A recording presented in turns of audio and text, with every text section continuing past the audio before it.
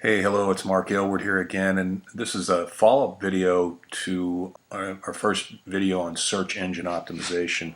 And this one's going to focus more on what's called off-page SEO or search engine optimization. And essentially what that is all the stuff that you can do off your site, on other people's sites, to drive interested people back to your site and then hopefully get them to take action, enter their name and email address, buy something, whatever it is that you want them to do. But there is a ton of stuff you can do off page. So it's kind of difficult in a short video to boil it all down. But I picked 8 or 9 things that I think are pretty sure they're all free with minor exceptions. And they're all fairly simple to do.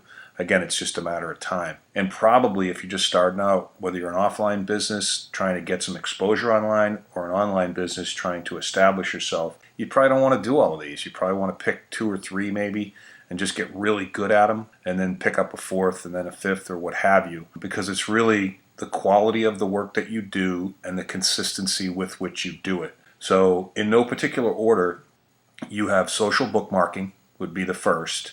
And essentially, some of the places you've probably heard of are like Delicious or Stumble Upon or Dig or MySpace. There's a boatload of them. And there's also, and you're basically going to these sites and you're saying, I find this interesting. Here's the link. And the link goes back to your site in some capacity because you have related information on your site to that particular topic. And some of these social bookmarking sites have such large audiences that if somebody catches wind and you've got something interesting or funny and it links back to your site, you're potentially tapping into a massive audience that you otherwise could not. And that's kind of what off-page SEO is. It's using other people's authority and audiences while you build your own. So that's social bookmarking in a nutshell. We'll expand on that in a different video. The next one is blog commenting. Essentially, it's finding blogs in your market, which you can just do by Googling what your market is and the word blog, and finding maybe 2, 3, 4, 5 of them. So basically when you find these people that are in your market, you basically go to their blog or subscribe to their RSS feed, which we'll talk about later. And as you read their posts, most of them at the bottom will have an opportunity for you to leave comments, and you would leave constructive, insightful, not just, hey, that was awesome. People, they don't need that kind of support and they won't give you credit for that in most cases. Make an insightful comment, contribute to the community that is their blog, and they usually allow you to leave a link back to your site. And if you're insightful and you're interesting and you're informative, people may click on those links and come back to your site. So again, borrowing the authority of experts in your business. It's a good way to get to know those people as well. And if you support them, you might eventually partner with them in some capacity, which is another topic again all unto itself. The third area would be Web 2.0. Kind of a broad phrase that means different things to different people, but in my mind, these are sites, and I'll give you a couple of names: Hub Pages, Squidoo, Tumblr, Wet Paint, LiveJournal. Again, there are a number of them. It's not dissimilar to social bookmarking, where you're going off to sites that have particular areas where they kind of bring topics that are of interest together, but you're really building content. So these places are essentially other websites that you would build where you'd rent the space of a much larger audience. So you wouldn't own these sites, but you might write articles or you might write content about particular topics, categorize that, and then link it back to your site. Those are called Web 2.0 properties, and some of them are pretty powerful because Hub Pages and Squidoo in particular have massive audiences. So the next area would be guest posting. And so going back to blog commenting, let's say you've identified 4 or 5 blogs in your market that seem interesting to you, they seem of high quality, and it would appear that they have a large audience.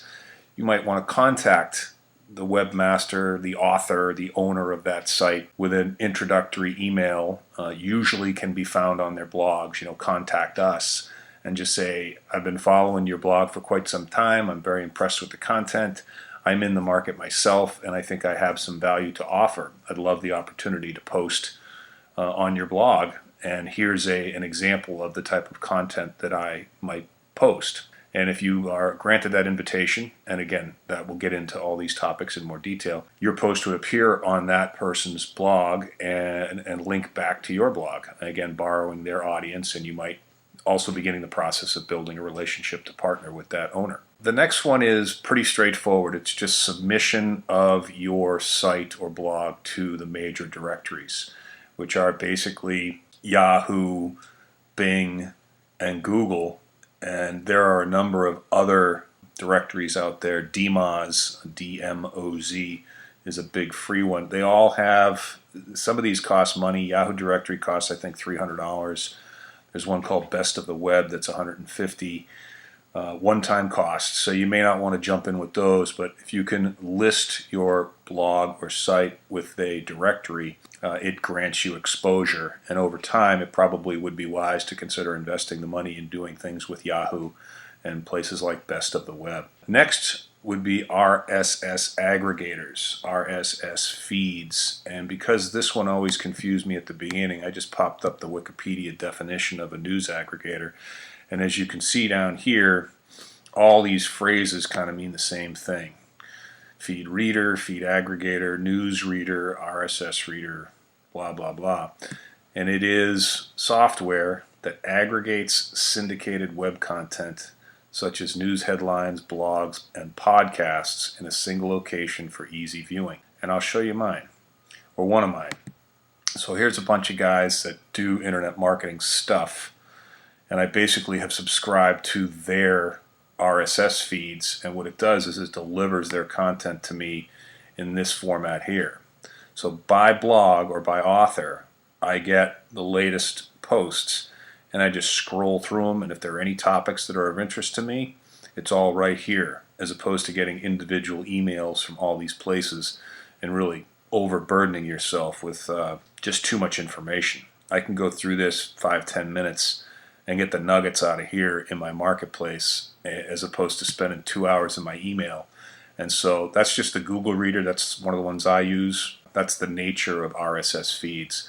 So you may want to subscribe to some people in your market and just get all that stuff pumped to you in a condensed, more easily digestible format, I guess, for lack of a better phrase. The second and last one we'll share with you here is article marketing. And article marketing is just as it says. You're writing articles about your area of interest, and you're posting them on a number of different article marketing directories. eZine articles is the most popular as we speak, and you're basically putting an article of content, again, relevant content on a very large site with a huge audience in particular categories of information, hoping that people interested in that information will read your articles because they're interesting. And at the bottom of the article, in what's called an author's resource box, most often, you'll put links back to your site and drive traffic that way. And over time, you'll find that some articles, if they're really good, be out there for a couple years and still bringing people to your site because the content is good enough to be of interest to them. And the last area is social media, and this might be the most popular one. This might be the one that you're most familiar with because it involves sites like Facebook and Twitter and YouTube. And again, those are all, particularly Facebook and YouTube, are massive topics in terms of training on how to use them to leverage your business. Suffice it to say, you should have a presence on all three of them. And YouTube I kind of look at, as well as Facebook, as separate social media topics. But linking all of these things together in some capacity and complementing each of these efforts with quality content, entertaining content, informational content over a period of time will really drive a lot of interest back to wherever you want it to be driven, assuming it would be your blog or your website. You get good at a couple of these and your audience can grow pretty quickly. So I know that was a lot of information, and we'll break each one of those topics down into individual videos, but I hope that helped, and we'll see you in the next video.